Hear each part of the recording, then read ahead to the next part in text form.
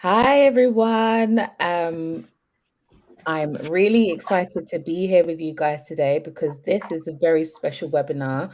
We don't really do many of these, so I'm quite happy that we get to bring this to you as we wrap up 2022. I'm sure a lot of you have had some very interesting Black Friday and Cyber Monday email activity. And you know what? Put it in the chat actually. How did your Black Friday and Cyber Monday go? How was it for you? Was you pulling your hair out, or was you like sipping a cup of coffee, eating biscuits with your feet up, watching Christmas movies because all your automations and your campaigns were just triggering out as they should be? You didn't have to lift a damn finger. How was it for you guys? How was this festive break? How was this season? Let us know. Be vocal in the chat because what we want to do today is talk about some of those strategies. It may be a bit too late in this instance because we've missed Black Friday, but we've got Christmas coming up, and we're going to be talking about re-engaging your list, right? So today, our webinar is a co-partnership. We are focusing on the four approaches you can take before the holidays in order to bolster those sales, get your email list, up to par. Let's get them active. Let's get the juicy goodness out of them.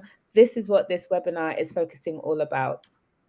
And this amazing webinar is brought to you by our sponsor, Audience Point. And we're going to dig deep into Audience Point, what they do, and also the four pillars or the four approaches as to into how we can leverage our database.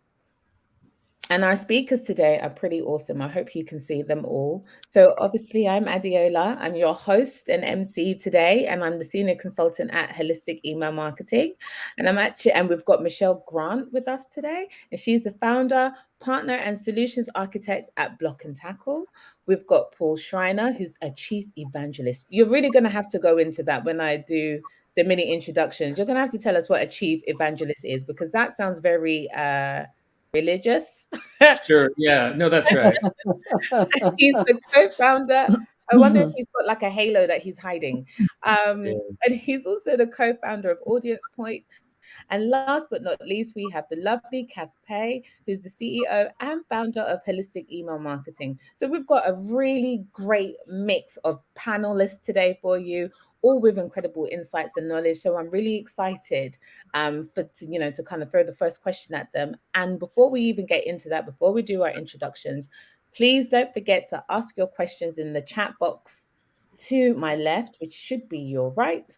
You'll see two little speech bubbles with a Q in them. That's where you place your questions. But if you just want to say a general chit chat and have a little hi with us, you can put that in the general chat box there. We always love it when you say hi to us. So please don't be shy. Say hello. Right. So please, let's first do the introductions before. Hi, Skip. Hello. So let's do our introductions before we get into the first question. So, Paul, the evangelist, tell us, what do you do? Why are you an evangelist? What makes you Yeah. awesome? It's sort of more of a catch-all title, unfortunately. As one of Oh, the founders, sort of programming, sales, operations, a little bit of everything with everyone. But I do get to be sort of the face to the industry, and that's the evangelist piece, right? I do get excited about what we do and love to share. And so, love I these types. love that. So you're the man who can. You know what you are? You're the oracle. You There are you the go. eye. You see all, you know all, you are there, you have all the knowledge, It is getting deep in here. Yes, Yeah, that is yeah. 100%. You're the oracle, like the woman in the Matrix. You know what's gonna happen Right. before it happens. That's you. We love that. Look at that, guys. We have an oracle with us today. Okay, Michelle. So please tell us a little bit about you. I'm no oracle. Uh, my job at Block and Tackle is to help our clients develop solutions that get their message to the right customer at the right time. And, email is a big part of what we do. And I think, Audience Point also a big part of what we do. So we're very excited to Awesome. be here today. Amazing. And Kath, please tell our audience who you are and what you do. They've had a mini description, but please tell us more. Yeah, so I'm CEO of Holistic Email Marketing. We're an email marketing, well, a boutique email marketing consultancy. And this kind of activity or this kind of tactic and strategy that we're talking about today, re-engagement, is very, very key to a lot of the services that we provide. So we actually enjoy working with Audience Point as well. So yeah, I'm really, really excited about today because I think that this is an easy win, certainly for this period. So bring it on. Ah, awesome. And you know what? I just want to say before we kick off to our first question, thank you guys for saying hello in the chat box. Nice to see you all. Nice to see you, Chris and Janet. Thank you so much. I hope you enjoyed today's session. So, the first question. I feel like you all can empathize with this. Marketers are under incredible amounts of pressure to deliver revenue. How can we go about to do that? What would be your tips and strategies to help those understand how they can deliver revenue from their database? I And can I'm throwing start. this out there. Yeah, no, I'll start, and then other folks can key off that. There's a couple different ways, right? You can run your programs better, and that's why I love folks like Kath and Michelle taking the strategy of how we do the programs. We can grow our list, right? Having more eyeballs looking at the content we're sending out. And even that, there's two ways to do that. One is through acquisition, new email addresses, and the other is reactivation. What I know, especially this year, I feel like, and I'd be curious what y'all think. It seems that the pressure is heightened this year because of sort of the world economy to drive revenue, right? We're not given any more tools. We're not given any more budget. We're not giving anything. We're just expected to do more. And it's more critical because our businesses are needing that money even more. Love to hear your guys' thoughts on that. You know what, I agree. And I agree because I think there's a little bit more pressure on email than there has been before because it did so well during COVID, right? Right. It was the savior for many businesses. And therefore but it's not that we didn't have to work hard. It was just a bit easier because we had Right. audiences and so on. And so, I think what we're going to be talking about today is something exciting because, one of the things that we find with the majority of our clients, we've got clients who have got, up to 60% of their database is actually inactive or they're unengaged. Totally. And when it comes to sending out promotions like this, promotions are a fantastic way to actually, these kind of Black Friday and Christmas sales, fantastic ways of actually reactivating. But you also have to be very careful for deliverability's sake. It's always that fine line, isn't it? Just managing it all.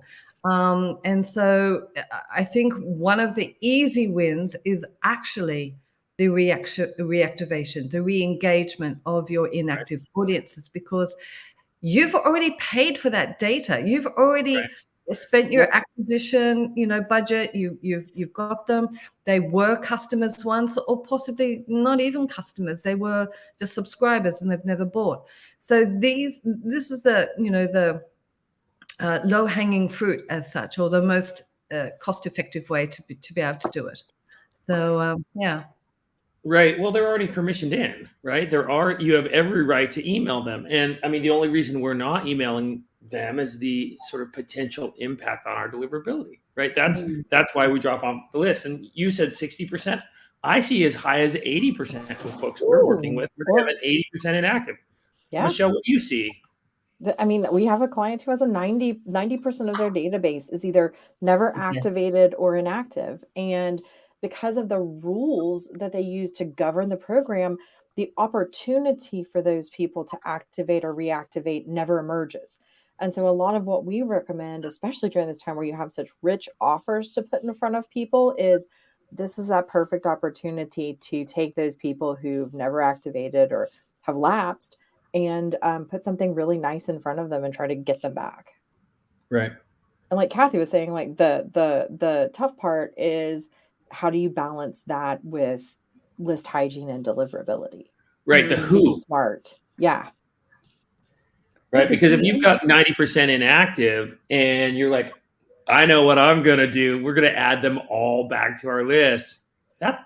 We're going to dig in on that today. That's not a good plan. Not a great plan. And you know Not what? all at once. This actually leads in quite nicely to the next question. So, there are quite a few brands, as you've all pointed out, whose inactive list makes up a bulk of their total list size. So re-engagement does seem to be an easy win, but there are pitfalls when looking at the reactivation strategies. So let's pick out some of those pitfalls, eh? Like, what are the things that we should be looking at? What should we be working around? And how can we make sure that, let's say, if we do have a 90% inactive list, what would your recommendations be to really tackle that mammoth size? I feel so I would not like to work there. Like, I don't know how I'd meet my sales targets. So They're yeah, they're that was they're me. great And I'm people. just Yeah. drowning. What's the strategy, guys? How can you help someone like me reactivate those 90%? What would your recommendations be? I mean, I think one of the things to be mindful of is balance, right? So you can't send or you shouldn't send an entire email to just that inactive population. If you can balance it out with a portion of your active audience and a subset of your inactive audience, you can, maintain your reputation with the different ISPs. I think a lot of times people think, well, I need to run a reactivation campaign that stands on its own. And we would definitely say that's usually a great way to get yourself blacklisted somewhere. Well, and I think you have a fantastic approach there, Michelle, like having worked with you over time at Block and Tackle. You guys have sort of almost a formula that you're saying, I want to see this much engagement so that I can send this many inactives. And when we reach that threshold, we cut it off. Yep, that's right. And we do it at a domain level. And I think that's the other thing to be mindful of is the mix of domains in every list impacts deliverability. And so if you're really trying to do one of these big outreach campaigns, you have to really look at the balance of actives to inactives at the list level, at a domain level. Yeah. And what we do at a holistic with a lot of our clients is we tend to do what we call the halo strategy, as a sending strategy. And so you send to your actives, and you break it down into the segments, right? So and you do it via recency, and so you send it to your actives, and the ISPs receive that, and they go, "Oh, that looks pretty good." They're getting really good responses, right? Because you're sending it to your active audience.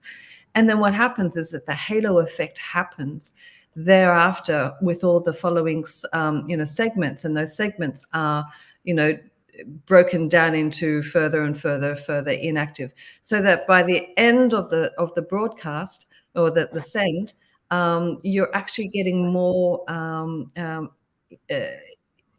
emails and in the inboxes because of that halo strategy send. But the main thing to this, and this is where it would be tricky with the 90%, is that it's always to do with the percentage, right? So you still need a good percentage, or the majority of the percentage has to be active in order to be able to influence the inactive segment. So, again, then when we're dealing with clients who have got databases like that, it's about removing and doing pretty much like what Michelle was saying. You just have a small percentage, and then next time you'll then do a different percentage. So there's those kind of, but that's very time consuming. It's very, very strategic, and you have to do a lot of planning, chopping up your database and all the rest of it. It works a treat. But there's other methods I think that you can do in combination with this as well. Well, and I think the heart of your question, Adiola, I think we all kind of skirted around, because we all know what that feels like. Like when you break the rules, what I tell our customers, you get sent to the naughty corner, right? And that can look like a lot of different things, right? Like blacklisted, ending up in the spam inbox. The number of folks I've met with over the years, and I'm sure Kath, Michelle, you could agree, folks that are, they're sort of voluntold, send to the entire file, right? I don't care. I'm in charge. I'm the CEO. Do what I say, right? And you're like, that's not a good plan. Yeah. But, so then what happens is you've destroyed your entire sender reputation. Everything is done. It doesn't change the fact that your organization still needs that revenue. Like that person is like, we need this revenue right now so we can make payroll, so we can expand, so we can do all of these things, right? And that's critically important. But this is why we all immediately went, here are the things that you can do to avoid it, right? Because if you do send it to everyone, there's lots. I've known email programs that have been shut down for 3 to 6 months because they made one mistake. You know what I mean? And it's that long to recover. Yeah. And I agree, because I think Kath can kind of, what's the word, attest to this as well, that we've had clients that one send has completely changed the course of their deliverability, let's say with Gmail. And because we don't have the insights as to what ticked them off, we're then having to work backwards to look at all of the different components. How are we going to break up the segments even further? Are we going to look at the different levels of engagement? Now, do we have to look at even the email template and the body content within itself? So we're having to now unpick so many different things about the email within itself, or the campaign, in order to just appease that mail client. So you're absolutely right. Just kind of that spray and pray approach. In the short term seems like it's a great idea, because you might see some of the revenue ticking in, but then again, the long-term effects of that can be quite, I don't want to say catastrophic because I'm being a bit of a diva, but they can. it can be. Catastrophic can be the right word. But you know what, on that, where Kath was actually mentioning the halo strategy and using the good behavior of your active list versus your inactive list, Chris actually wanted to find out, does this matter to people who have less than 5,000 to 10,000 contacts on their list? Can this still be an approach that is adopted with this list size? Of course it can, yes, because it all comes down to percentages. That's really what it all comes down to. Now, of course, when we're talking about that size list, I'm assuming then you're on shared IP addresses. So that means that you're not going to be 100% in control of this.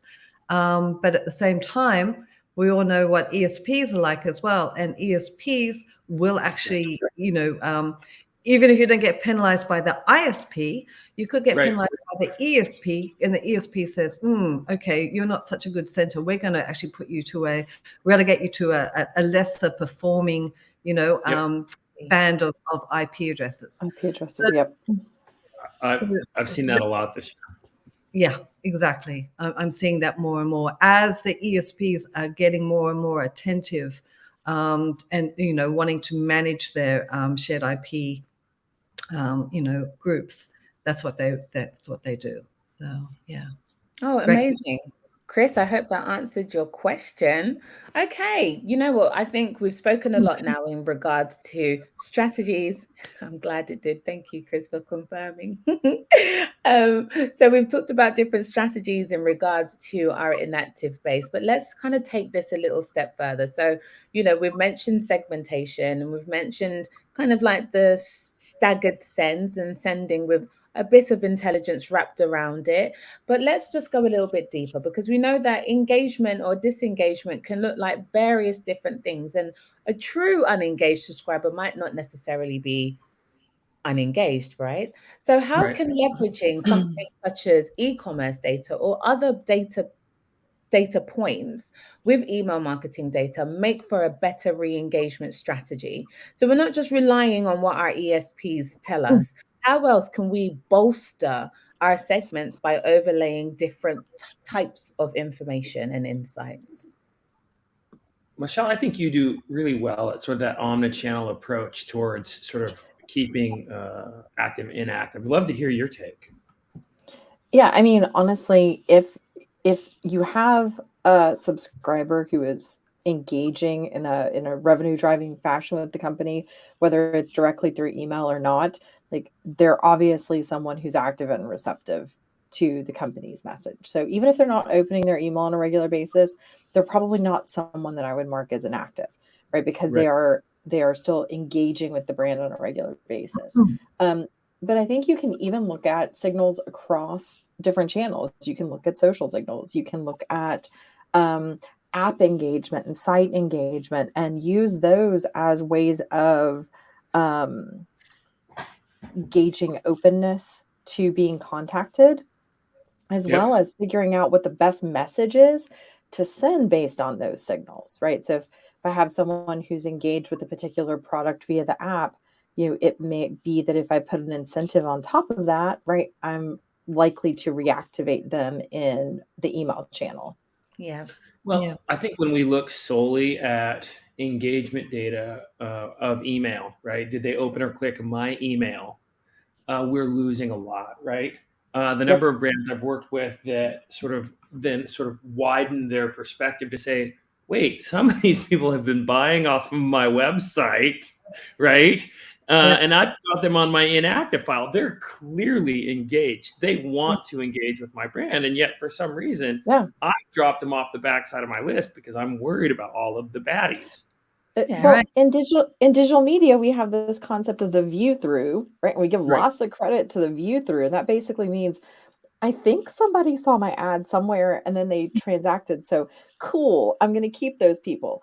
Um, Receiving an email, not opening it, but not opting out, and continuing to engage with the brand is in its own way kind of a view through metric, Right. right? I get exposure to the subject line.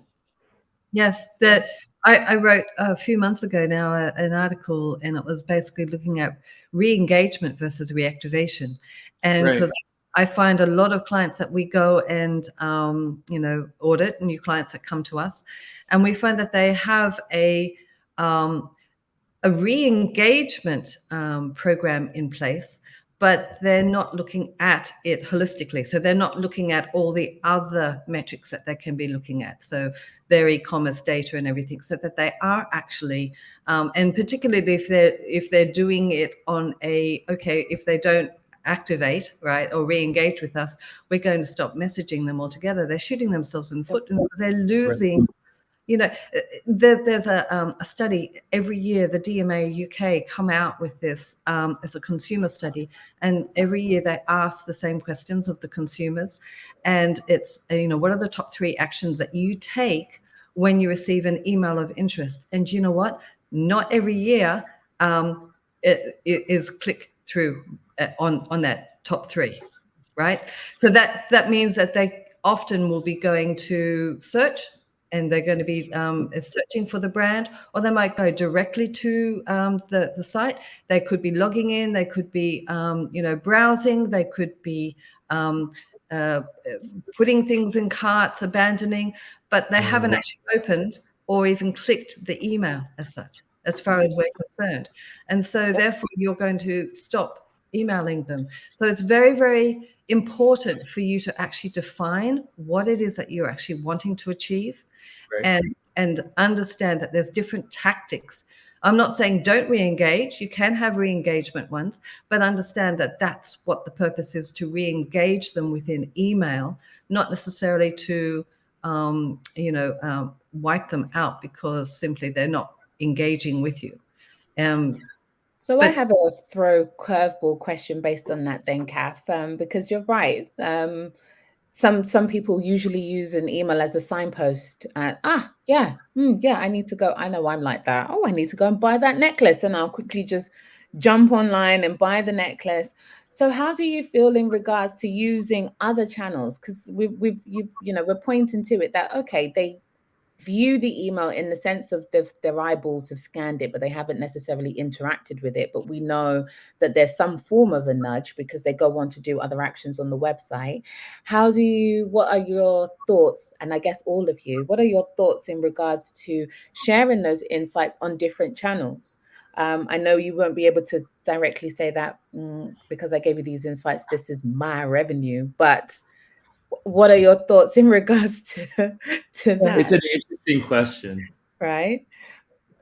I mean, we Yeah. do that sometimes, right? You're We just like, give don't do fractional it because we need all attribution. the money in email. Is that? Just- or we'll tag them so that we know that these are our people. No, I mean attribution within email marketing is, well, let's be honest. Email is generally under attributed, and if we're only looking at those opens and clicks, we're often not getting the full story. In fact, 100% Right. we're not getting the full story. And so Yeah. that's why, using these other channels and overlaying all of that data on top of it is so crucial, particularly if you are going to be taking the stance of, okay, it's been X amount of periods. They've had X amount of buying cycles. They haven't done anything yet. Then we're going to stop mailing them, right? So Yeah. if you're talking about buying cycles or doing something that's meaningful to you, something that actually produces, or their inactivity of that particular activity, prevents the revenue from being generated, then absolutely, it makes sense. But if it's just being based on opens and clicks, then yeah, you need to do more. Well, and I think I love keying off you here, Kath, because again, it really did Adiola's question. I immediately went to attribution, right?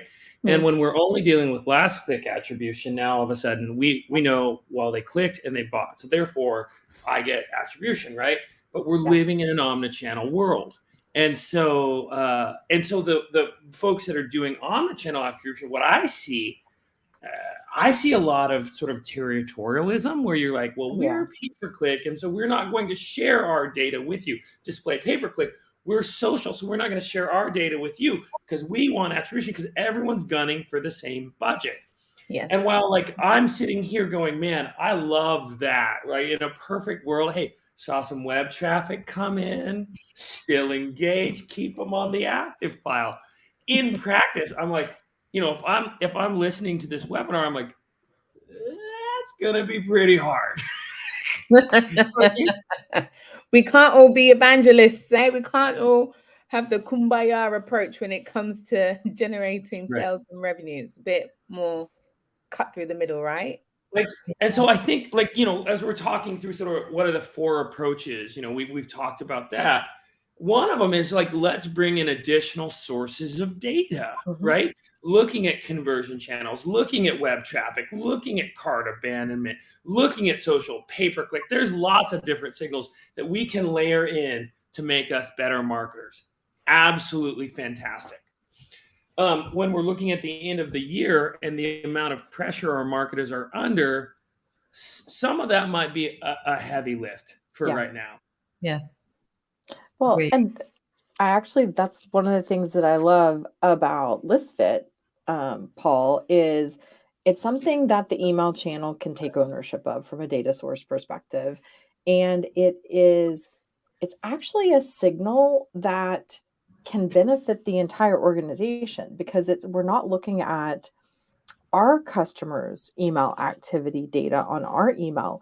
We're looking at our customers' activity data on a channel consumption basis, right? Yeah. How much are they engaging with email outside of our communications, which can be a great way of indicating their likelihood to engage with our email.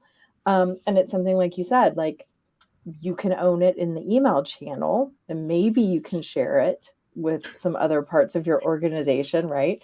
And maybe that will make them more amenable to sharing their data with you in the future, that kind of thing. But, sometimes we have to look beyond the data sets that we think should be easy for us to access inside of our own organization because they're not as easy to access as we'd like them to be. Mm. Right. Why don't I, I take a minute and just say, sort of introduce what ListFit I is? was You just know what I about mean? I to think that's Sorry, that's a yeah, I should have done that. no, it's totally good. Well, and I think that's the cool thing, right? Like when you've got a problem and you go, okay, this problem is solved by this, it sets it up perfectly, right? Here we are.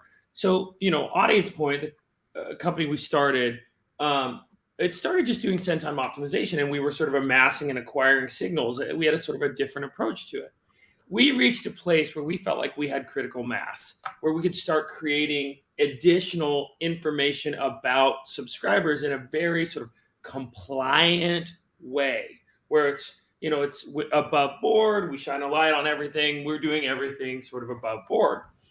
And so then we started getting to sort of like that data pool perspective on a given subscriber. How engaged is a given email address within the email channel? That's an incredibly powerful signal that we as email marketers can use, right? Maybe they're not engaging with me, but they are engaging in email still, right? Yep. And when we can start to sort of layer in, again, additional sources to say, well, goodness, they're buying things, or they're going to the website. Any of that stuff gets us even better. But that signal alone for email marketers is super, super powerful. And to be honest, that's one of the things I do love about ListFit, right? Is because going back to what Adiola was saying about some of our clients, that when we go and solve their deliverability issues, I think the majority, I'm literally trying to think of one instance when it wasn't down to list quality, right? It is those true inactive ones. Sometimes, who have actually been converted into being, even spam. I'm just, sorry, a bit jet lagged. What's it called? What are they called? Spam traps, honeypots. Thank you, spam traps. Yes, sorry, I've just come back from Australia, so I'm a bit jet lagged. Spam traps and everything, but it's that is the if you can get a tool and use a tool like ListFit, then that's going to help you to cleanse your list, and you're off to a much better start. Then you understand that yes, these guys are actually still active, or they're not active with others, and therefore you actually now know the strategy that you have to be taking accordingly. Well, and I'll just layer on top of that, right? When we're in the deliverability space, one metric that we surface is not the domain, but the underlying sending domain, the underlying MTA. So like, hey, this email address is audiencepoint.com, right? But the MTA is Gmail, right? And so a lot of times the deliverability issues don't peak everywhere. They'll peak within a given mailbox provider. And we need to sort of take that signaled approach to say, I just want to correct Gmail because that's where I'm having trouble. Yeah. And when we don't know, what our solution is just, let's hire a ninja on that can track this down and unpack it. Well, we can make that a little bit easier. I really like this. I think it's a really nice kind of Sherlock Holmes detective style. Yeah, right? See, Paul? You see? Look, I'm so excited. I knocked my glasses off my face. Just Sherlock Holmes. But it helps you really kind of investigate and do that, the hard work. Sometimes the work that you would have to use your insights or data team to try and find these little gems of data for you before you can do anything actionable. It actually brings the power back to the marketeer to, do the research, but in a really nice, quick, timely, and efficient way to make those informed decisions on, okay, how are we going to go about targeting this space? What is our approach? I think that's what's brilliant, and something that we definitely need to start looking at, especially as we go into our next festive season, because we're going to get into our next wave of heavy sales and discounting. So having that formula now ahead of time and understanding what your inactive base is like now will prime you for, in 23 days time when it will kick up again, right? So it's incredible. I was going to jump in and say, let's talk about just sort of the holistic approach of just looking at our inactive database and being like, oh, let's go reactivate some inactives, versus the strategic approach that we took when we augmented our data set with ListFit. Yes, please. We went from sending, this was to the client who has the 90% inactive database, or had the 90% inactive database at that time. Yes. We started sending inactives, and then we got some reactivation. It was great. But when we started overlaying the ListFit data we got a 430% lift in the reactivation rate. No. So Wow. by being strategic, by being targeted, by being data driven, we were able to get this, astronomical increase. And it's because we were able to focus our efforts on people who had the highest likelihood to re-engage in the email channel. And the only signal we had for that was from the list fit data. So, Michelle, you'd have to break this down even more for those that are Sure. watching. Okay, I'm gonna whisper like I'm getting you to tell me a secret. So, Lean in. yeah, okay, guys, please don't look at my active acne. So for those of us that are wondering, Michelle, how did you get those incredible uplifts? Okay, what was the main strategy? Did you break up that data like really, really, really, really tiny? Or, did you do this over a long period of time? Give us the juicy stuff so that those watching can just kind of replicate and you become an evangelist, not just Paul. You become an evangelist for email marketers re-engaging their unengaged database. Come on, give us all of the juicy stuff. All right. So here's what we did. Instead of considering all inactives as equal, we overlaid the list fit data on top of that list. And we basically took anybody with a 4 or a 5-star rating. So those are the people who are the most likely to be highly active in the email channel. And we prioritized those subscribers for reactivation. And it didn't take a long time. We saw the lift within a week, right? And we started mailing on a more frequent basis, right? Because what you want to do is take a chunk of highly active people and match them to a chunk of highly prioritized inactive people, send out a rich email offer, and get that portion of the list has been inactive to reactivate. And so we saw the lift almost immediately. It didn't take a lot Oh, I of love tuning. this. It didn't take a lot of dialing it in. It didn't take a lot of extra slices on the data. It was just Yeah. overlaid a highly relevant data point. But the gem there, and thank you so much for sharing. Sorry, Kath. The key gem, I think, for those that are watching is not just that Michelle used the list fit data to kind of help segment, but she leveraged that sending strategy with the actives. I think that's Yep. kind of like the money shot right there. Is you may have the list, but it's understanding how to make that list even more effective by leveraging your active list. And that's the Yep. golden nugget. That there, if you want to beat your competitors this Christmas, don't share this webinar link. Just do just use these insights for yourself and get that promotion in 2023, because you would have brought in an additional 400, 500 plus increase on your inactive base too. We hope. It's awesome. Well, and let me just throw something on top of what Michelle was saying. We have a self-service app. So like onboarding takes all of about 2 to 3 minutes, right? Hop on listfit.com and you're off to the races. So like one of the things that I think when we're talking about sort of, we started the webinar with the question of like, how do we drive more revenue, right? Yes. And I'm looking at it right now from the perspective of marketers have pressure on them now. And this is one of those things where like easy, add water, stir, and you are reactivating subscribers. You've got more eyeballs, which, as long as your funnel is healthy, translates to more revenue. And so from that perspective, who are the people on your inactive file that you can continue to, that you can sort of re-add, get back into your email program because they're going to buy. And that the lifeblood of organizations right now.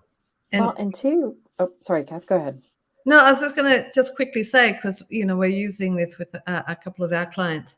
And one of the things that made it a really easy sell-in for them was the fact that it's a data-driven approach, because we all want to be doing a data-driven approach, right? We don't want to be just using our gut. We don't want to just be using we think maybe. This is using data, but it's not our data, right? Right. So it's calling upon this other data. And so it's actually, I think it's really valuable because of that factor. That's all. Thank you. I agree. Well, and I think it adds safety, right? Like if you have the opposite of the CEO that Paul was talking about earlier, the guy who wants to send everybody all the time, you might actually have a division director who is terrified of Yep. deliverability issues, right?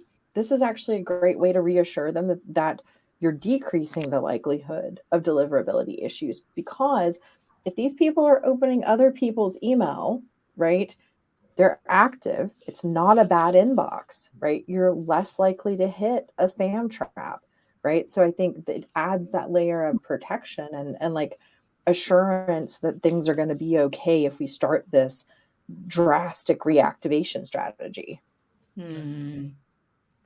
One use case we've seen this year already is email marketers that just want to be a little bit more aggressive, right? They don't want to reactivate their whole file. They don't want to do all of that. But the idea of going, let me just grow my list a little bit, right? Let me just increase it so that, instead of just looking at I have a 90-day inactive policy, I have a 120-day inactive policy for anyone that's engaging somewhere else, right? And now I can comfortably say, I'm just not going to drop those people off the back end of my list right now. Again, great use case to let data drive who you're continuing to send to. Yep. I like that. And it's a very important point. Being data driven and having a data first approach is always the best way, because I think it's one of those things that someone cannot argue against as well. It gives you so much more leverage when you're saying, this is what the data is telling me. And on that, actually, are there any other insights that someone or a marketer is able to gain from a list fit report? Well, how else are they able to utilize some of the information that comes out of this? The big ones are that engagement score that we've already talked about. We have people that are sort of using this for traditional validation plays as well.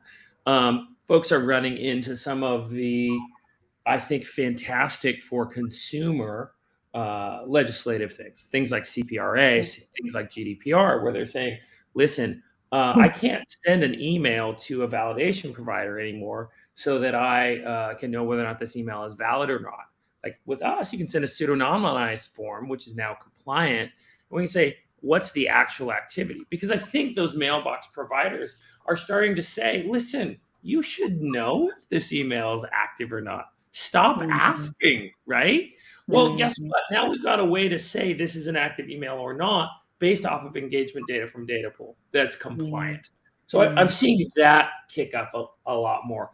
That we talked about already, using that sending domain, right? The underlying MTA that's pushing the email through, both in terms of deliverability recovery, but also IP warming. Huge use case there, right? Lots of people are doing that. We do have send time optimization baked in, both in terms of here's the best hour of the week, but also much more sort of approachable. Send this batch on Tuesday mornings, period. That's all you need to know. You don't have to do Love all it. of everything. Just like batch this. And Love it. you'll see an uptick just by being smarter in your marketing. We also did a really interesting bidirectional study with one of our customers around revenue, where we were able to tie both engagement but also frequency into their conversions. And what was so fascinating was that funnel that you'd see, buyers that highest 5 stars, they bought a lot, right? 4 stars, 3 stars, all the way down to 1 stars where they're buying like 3 items, and you're like, oh, that's the thing. So like with that particular brand, they're now using a lot of these scores as almost like a surrogate for conversions, right? Because they're hey, we need to do a study on conversions. It takes an awful long time for those two departments to work together, where now they can go, we've built a correlation, and while it's not perfect, it certainly tells them a lot more about who their buyers are. Yeah, I love that. The main thing that stood out for me within all of that as a marketeer is it's almost like a chocolate cake mix, a pre-chocolate cake mix. You've already got all the ingredients there in the box. All you have to do is usually add an egg, add water, and bish, bash, bosh, you got an egg. You got an egg. You got a cake.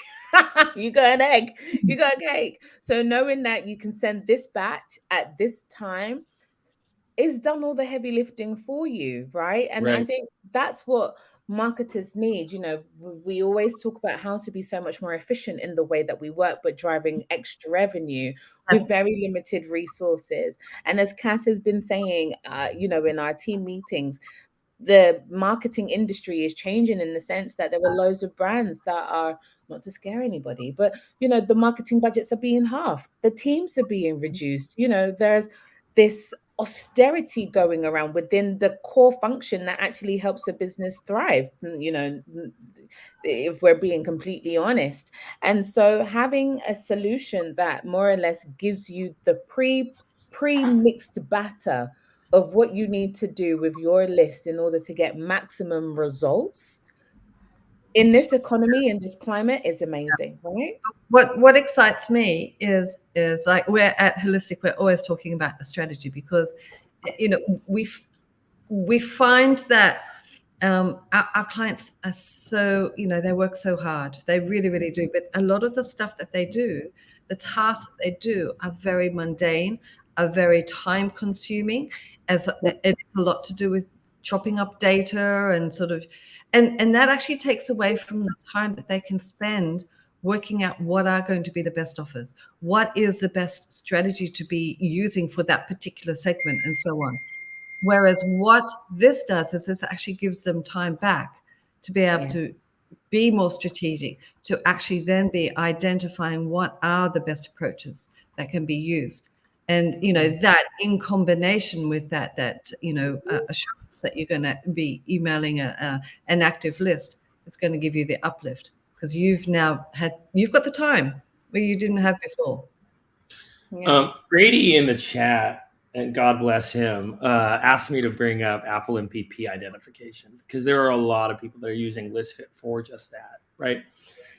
Basically, when Apple MPP came out, it introduced a whole lot of extra signals into the marketplace, which open signals, which the nerd data side of Paul says, that's awesome, I'm stoked about that. But the marketer side of me says, well, now my open rate's no longer reliable, and that's true. So being able to identify who is using Apple MPP, sometimes, all the time, none of the time, now allows us to be able to sort of trust those signals, to get back to saying, there's a lot of people that were using open rates as decisioning around, like, is this a good subject line or is this not a good subject line, right? And so by being able to cut away all of those sort of extra noise pieces, allows us to sort of hone in on a signal to say, here's the right one. And so we have a lot of people that are using that to identify Apple MPP as well. Again, sometimes, none of the time, all the time.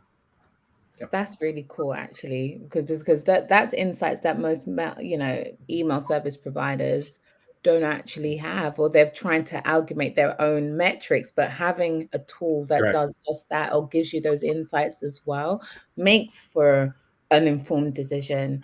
So I kind of want to. Oh, and for those that are watching, again, if you do have any questions, we've still got a bit of time, so chuck it in. I mean, we've got a great panel today. I mean, they are on fire. Come on, they are just spilling all the gems. Michelle gave us basically a strategy that we can implement tomorrow. So, get your questions in. This is the time. Don't be shy. So, I've got a question for you guys. Would you implement a strategy for prospects versus inactive customers? Or would you treat them as one as the same? Because I know as we're gearing up to that time, right? So we have another promotional promotional season that is ahead of us. We are focusing on re-engaging those inactives, but actually prospects are another form of inactives, so to say, in terms of that they haven't shopped with us. So just in terms of your own unique opinions, what are your thoughts on implementing a strategy where either it's combined, or do we treat them as separate? And would we also think about overlaying certain sets of data to get more enriched insights? It's a nice little curveball. Yeah. Well, actually, I saw a great example. So at Holistic, we love to implement what we call, it's not a catchy or a sexy title or name of program or anything, but it's very precise as to what it does. Subscribed, but never purchased, right? So they are inactive to a certain degree, but they could still be opening, they still could be clicking, but they're not subscribed, or maybe they're not doing either, but they're still subscribed. Okay. And because they're not really, they don't necessarily have a lot of email activity, we can't really gauge that much from them. But I would like, what we do is we put that in as a separate program, as opposed to a reactivation one, which is a reactivation from someone who has historically purchased.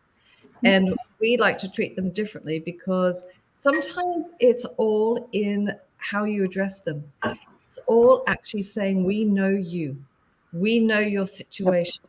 So in all you're doing, it could be very, very similar. The offer could be incredibly similar, but again, I wouldn't necessarily think that it should be. And it's up to you to determine, if it is or not. But just that sort of literally letting them know that we know that you've never bought with us. And I saw a great example. It was actually shown on LinkedIn by a friend of mine this week. And they basically said that. And they said, listen, we could actually be, spending a lot of money advertising and everything. But you know what? We're actually going to be spending that money on giving you this wonderful discount because we recognize that you have subscribed and therefore you are interested in us, but you've never purchased. So we want to try and make it easy for you to actually, get the product that you have subscribed because you're interested about. So yeah, I would treat them differently. And I would also understand that they have got different objections or possibly different objections to your inactive database. And therefore, you have to be talking about different offers or even just different sort of maybe reassurance that restate the benefits. You're kind of almost educating them too, because there could be something holding them back that way. Yeah. Okay. Does anyone else, do you all more or less agree? I feel like kind of on the same. I definitely agree, and for a lot of the same. Yeah. Poor too. Okay. This is why CAF makes the big money. I love that. No, awesome. And I agree. It's good to kind of have a different messaging, different tone for your prospects, because although technically they are inactives, but the motivations are very much they're different. Yes, Cafe is award winning. Okay, right. So we've got probably a few minutes left, and let's try and get one more question. Again, for those of you that are watching, if you've got some burning questions, even if it's about your own approach to re-engaging your database, in the coming weeks, please use this as an opportunity to get these minds, to review your questions and help you kind of dig a little bit deeper and get some answers. See this as therapy. Therapy for your job. Like, use this time. So yeah, while we're waiting for people to just bring out that question, right. So within the playbook, so audience point, you guys released a playbook, and it's got some great insights in terms of how to re-engage inactive subscribers, and it does focus on the 4 approaches in regards to looking at the different ways in which you utilize your data. We are going to recap on some of those approaches towards the end because we have touched upon them in our questions. But within that playbook, there was a recommendation of suppressing inactive addresses that are older than 2 buying cycles. And let's just kind of go into that because, as much as we are talking about finding different ways to re-engage our inactive base and looking at overlaying our different data sets, because actually they may not be a true disengaged subscriber. When it comes to sunsetting, what are your recommendations and why do you think it's best practice, and not you in particular, Paul, but why is it best practice to start suppressing your subscriber base after a certain point in time? Anyone? I think Michelle tackled this really well earlier, and I'd love her to expand a little bit, right? But the idea that you've got people who are watching the line as well who are concerned about who you're sending to. And how do we know as email marketers when this subscriber's dead? When do we call it a day, right? How do you guys do that, Michelle? I love that you said it that way because we created a segment that we literally called DNR, which is do not resuscitate. Woo! Yeah, so we that means we're not going to put any effort into trying to re-engage them or bring them back. And the signals that we use are exactly what you're talking about. When they've lapsed out of the buying cycle, when they've dropped off with their engagement in other channels, when we look at their list fit score and it's very low, they're not engaging in email, or specifically, they're not engaging in segments of email that are similar to the segment our customers in. I think those are really clear signals to be, hey, don't waste your IP health on this guy. Like, don't keep going after it. Don't beat the dead horse. Just, it's his time. Like, let it go. Let it go. I feel like you're speaking beyond just email inactivity here. It's like, girl, if this guy is not doing what you need him to do, don't waste He's just energy. not that into you. He's You're just Yeah. not better that than into this. you. Yeah. Do not Swipe in a different resuscitate this direction. relationship. Yeah. That's right. And I we've got a client, and they use competitions as a very effective way of actually growing their list, right? And they're very. Let me just sort of put it into context. What they're offering is very much to attract the right audience. So it's not a they're getting everyone and their granny on the list, right? So they're targeting the right audience, but at the same time, they still do have some people who are just entering into the database with never any intention of buying. And sometimes they're using their, shall we say, their dud email address, right, that they only ever use for these kind of things. And yeah, and so they're using ListFit to actually determine those guys and sort of weed out those ones, and so that they can actually, because the ones that do actually come on board through the competitions it's a really, really good, effective way, but there's still a lot that that are no good. So it can work out really well with that. Amen. But I agree. Okay, so um, for those of you that didn't notice, the link to the playbook, Audience Points Holiday Guide, is actually in the chat. Do check it out because I think it's a really wonderful and useful resource for you, even if it's just to kind of get a little bit of inspiration on how you start to tackle your, reactivating list or your reactivation strategy. There are some very good nuggets and insights in there that I think are just useful as general knowledge. So please do click that link, bookmark it, save it, download it with a cup of tea, enjoy yourself, enjoy the nuggets in there. Email Paul if you feel like there are some things you no, I'm joking, don't bother Paul, but Go ahead. but yeah, it's a really wonderful resource and I definitely got a lot of insights from it. We're coming now to the end. That went really quickly. But what I want to do is just quickly recap some of the 4 approaches, in regards to email re-engagement and just, looking at those 4 approaches that we kind of wove in within our questions. So the main one is just making sure you're using your own data. You don't have to go out there and look for external data, buy cold data.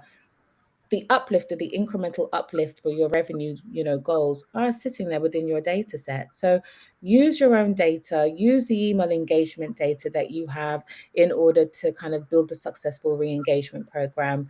And also the second one is to segment by recency, so it's not just I grab them all and I send out one communication. No, as Michelle said, we're looking at the recency. How recent was their in engagement with us? How do we want to break this up and what messages do we want to send to each cohort based on just how inactive they are? So there is a little method to this strategy, right? And then the third point or the third approach is overlaying different data sets that complement your email data. Because as we've said within this webinar, just because someone isn't really opening your emails doesn't mean that they're not active, right? So they could be having some really fundamental, going crazy web activity, but they're just being rude and not opening our emails. But it doesn't mean that they're not engaged. It just means we've got to choose a different tactic in the ways in which we want to talk to them, right? And then fourth but not least is using ListFit. Okay, I know, so rude, right? So using ListFit for inactive subscribers to gain those insights on their engagement, because what we want to do is not just to park them. We don't want to put in the do not resuscitate. We don't want to treat them like they're a guy that just ghosted us. We want to give them a chance. We want to just see what they're doing outside of the realm of our inboxes, right? So using ListFit helps us have those insights. And as Michelle said, it helps us understand what strategy we need to apply, who do we need to focus all of our energies on, and what type of incremental gains do we feel like we're going to gain from applying all of those different tactics. So, when you're going into the next season, the next holiday festive season, have those 4 different approaches in your mind and take a more strategic approach to your strategy. Okay, so, thank you. We've actually now come to the end of this amazing webinar. And once again, I just want to give a massive thanks to Audience Point and to Paul. Hasn't he just been awesome? I mean, God damn. For a CEO, he's like a celebrity. He's like a celebrity speaker, right? Evangelist. I feel like we need to up his title. But thank you so much for Audience Point. Thank you so much for the playbook. I think it's an awesome document, something that I think all marketers should have under their belt. And it's really driven some really great conversations today within this webinar. So thank you so much. I hope you can see all the claps.